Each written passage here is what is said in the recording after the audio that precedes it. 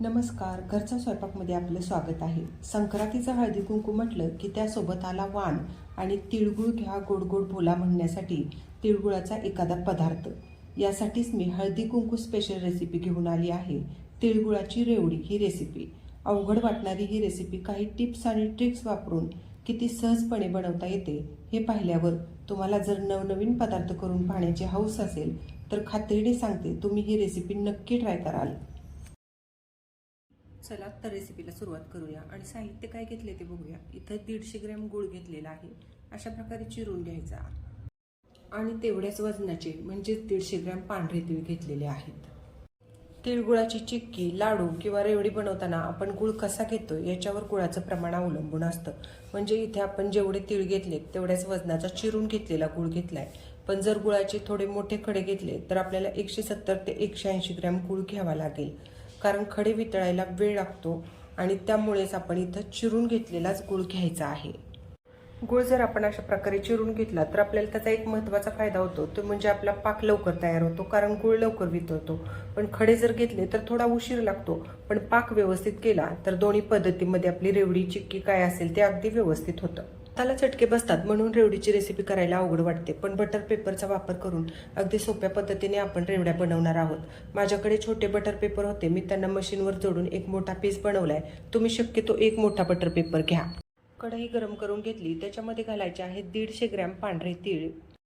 तीळ भाजताना आपल्याकडून एक चूक होते, ती म्हणजे आपण ते मध्यम आचेवरती भाजतो. तर तीळ आपल्याला मध्यम आचेवरती भाजायचे नाही. मध्यम आचेवर तीळ भाजले जातात, पण भाजल्यानंतर त्याची जी चव यायला हवी ती येत नाही. तर तीळ आपण मंद आचेवरती भाजायचे, म्हणजे ते एकदम छान भाजले जातात आणि त्यांची चव वाढते. मंद आचेवरती 4 मिनिटांमध्ये हे तीळ भाजून झालेले आहेत. याचा रंगही बदललेला आहे आणि तीळ थोडेसे तळतळ सुद्धा करतायत.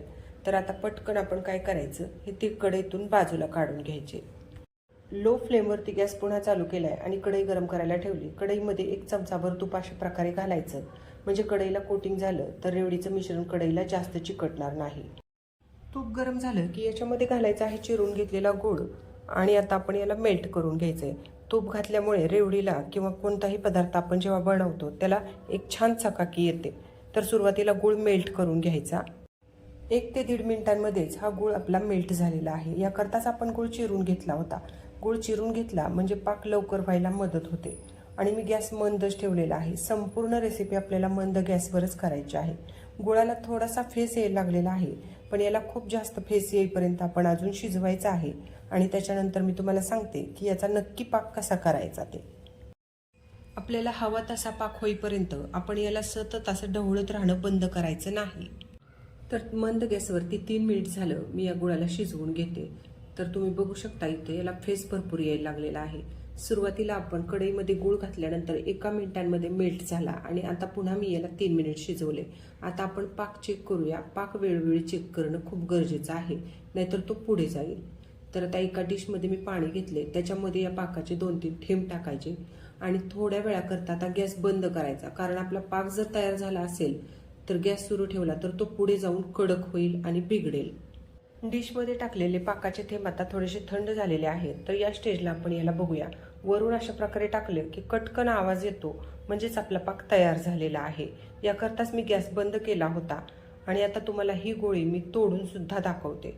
तर ही गोळी तोडल्यानंतर सुद्धा कटकन असा आवाज येतो, तेव्हा समजायचं की आपला पाक तयार आहे. तुम्ही बघू शकता इथं ही गोळी कटकन तुटली गेली. रेवडीचा पाक इथं तयार झालेला आहे. आता याच्यामध्ये तीळ घालायचे. गॅस बंदच आहे, कढई गरम आहे, तोपर्यंतच तीळ आणि गूळ आपल्याला एकजीव करून घ्यायचे आहेत. जर समजा आपण हे तीळ आणि गूळ एकजीव करून नाही घेतले, पटकन जर याच्यातून बाजूला काढले तर आपली रेवडी चिकट होईल आणि खूप जास्त वेळ जर आपण याच्यामध्ये ठेवलं तर ती कडक होईल. तर त्यामुळे आपण याला पटकन आता एकजीव करून घेऊया. तर तीळ आणि गूळ आपण व्यवस्थित असे मिक्स करून घेतलेले आहेत. तुम्ही बघू शकता इथं कढईला अजिबात मिश्रण चिकटत नाहीये. उलटण्याने अशा प्रकारे उलटलं तर याचा एक गोळा झाला पाहिजे, एवढा आपल्याला याला मिक्स करून घ्यायचं आहे. तर आता हे मिश्रण आपण बटर पेपरवरती घालायचे, पण ते एकदम न घालता कसं घालायचे ते आपण बघूया. मिश्रणाची कढई आता या बटर पेपर जवळच ठेवते, म्हणजे आपल्याला हे मिश्रण घ्यायला सोपं जाईल. एक तूप लावलेला चमचा घेतला इथं मी आणि त्याने अशा प्रकारे मिश्रणाचे छोटे छोटे भाग या बटर पेपरवरती घालायचे आहेत. असं केल्यामुळं काय होईल तर मिश्रण कढईत ठेवल्यामुळं ते लवकर कडक होणार नाही गरम असल्यामुळे. आणि शिवाय बटर पेपरवरती आपण अशा प्रकारे हे मिश्रणाचे थोडे थोडे गोळे घातले की आपल्याला याला शेप द्यायला सोपं जाईल, हाताला चटके बसणार नाहीत. याऐवजी तुम्ही एखादा दुसरा चमचा अजून घेतला तर हे काम आणखी सोपं होईल. इथे एका डिशमध्ये मी थोडे पांढरे तीळ घेतलेत आणि रेवडीचं मिश्रण सुद्धा आपलं आता कोमट झालं असेल.